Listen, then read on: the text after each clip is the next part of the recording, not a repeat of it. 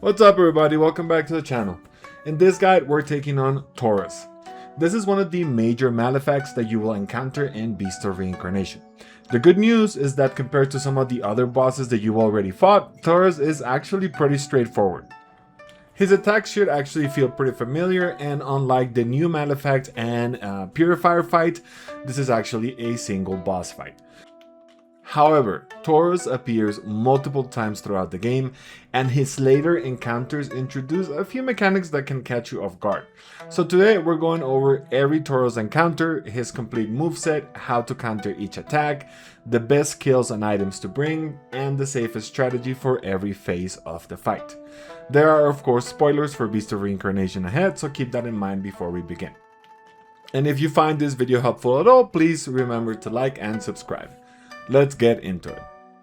The first thing you need to know is that Taurus isn't just a one-time boss. You will fight him in chapter 4 and then later in chapter 8. Fortunately, Taurus doesn't really reinvent his moveset between these encounters, so most of what you learn during the first fight will continue to apply throughout the rest of the game. Taurus is weak to acid, so one of the most important things that you can do is build around that weakness.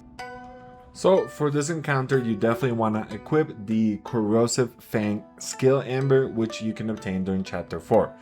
You will also want to give Ku bottles of acid so that you can consistently exploit Taurus' elemental weakness. Before engaging Taurus properly, you can actually grapple up to the bridge above him and perform a death from above attack. This can remove a pretty huge chunk of his health immediately and gives you a much easier start to the battle. Another important recommendation is to make use of your ranged weapons. Taurus spends a lot of time galloping around the area, which can make trying to chase him down with melee attacks frustrating at times. So your bow and your crossbow combined with elemental arrows and bolts let you keep dealing damage while Taurus is moving around. Taurus's first range attack is the projectile bombs. He fires a barrage of seed-like bombs from his tail towards you. You have two options here. You can simply run out of the path of the projectiles, or if you're comfortable with the timing, you can dodge them. And honestly, dodging them or parrying them even is a better option when you do it consistently, because you avoid taking damage and you can use these projectiles as another way to restore FP for Ku. So whenever Taurus creates some distance and starts fighting these at you, don't automatically run away. Next are the piercing branches. Taurus sends branches underground toward your position. You'll see them traveling beneath the ground, and once they get close enough, they'll glow red before erupting upward with spikes. The easiest way to deal with this attack is by simply just moving around. Don't stand still waiting for the branches to reach you. Run or dodge away from their path and you will avoid the attack without much trouble. This is an attack that cannot be parried. If you see that you're gonna get hit, definitely dodge. Then we have the horn swipes, and this is one of the most important attacks in this boss's entire moveset. Taurus performs a series of horn swipes, normally alternating from one side to the other. Most of the time he'll perform 2 swipes, although he can occasionally perform 3. The good news is that these attacks are very parry friendly. If you learn the timing, this is one of your safest opportunities to recover FP. So don't be afraid of Taurus's melee combos. Instead, learn the rhythm, parry the swipes, build your FP, and then use that FP during the openings that follow.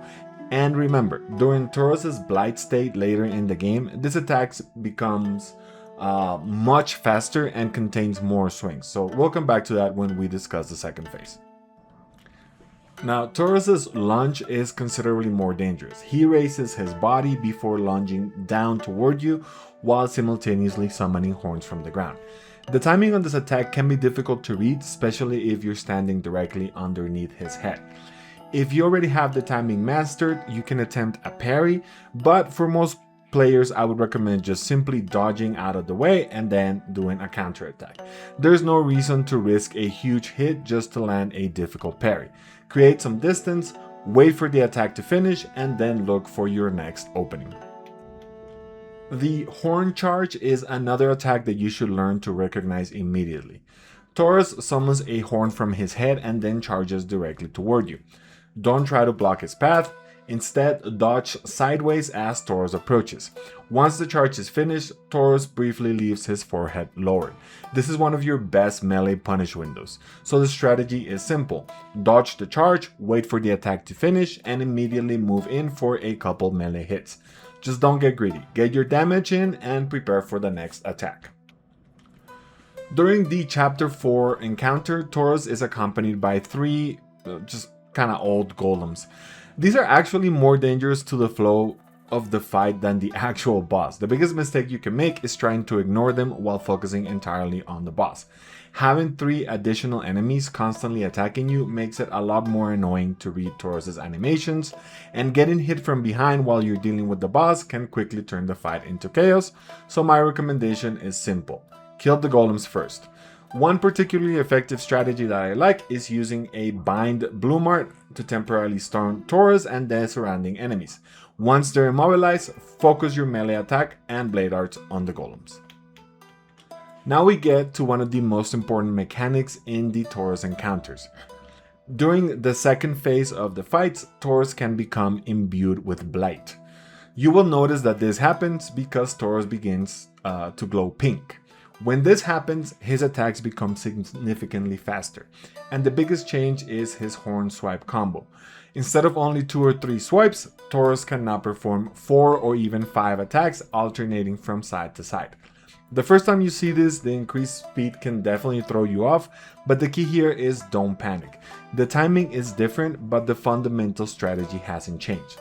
Learn the new rhythm and parry the attacks. Okay, so now we put everything together. So for the first phase of the fight, your priority should be the golems.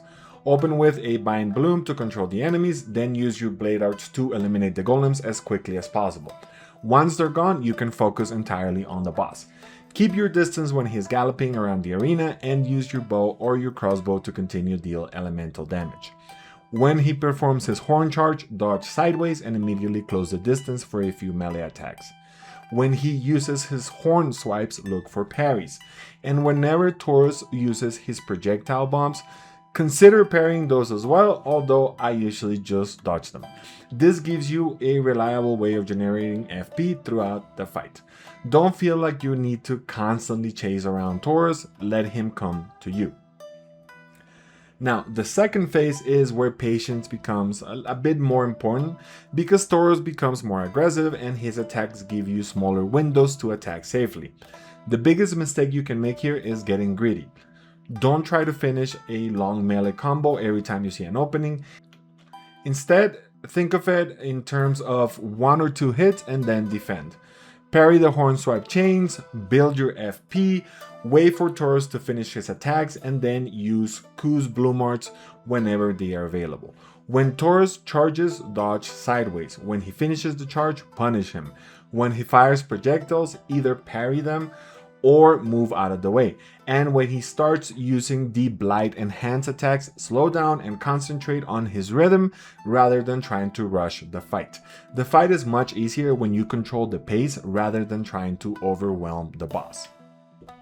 Finally, let's look at the rewards. Defeating the level 26 Taurus rewards you with the Taurian Memories, which unlocks a skill called Charging Botan. The level 29 encounter later gives you the Chase Bloom Art, and then finally defeating him at level 44 gives you the Botan Chaser 2 Bloom Art and the Finisher Botan. So these are worthwhile rewards that you will get for taking down this boss. And that is basically everything you need to take down this boss in Beast of Reincarnation. If you find this guide helpful at all, please consider subscribing to the channel, dropping a like, and let me know in the comments how it helped you in the fight.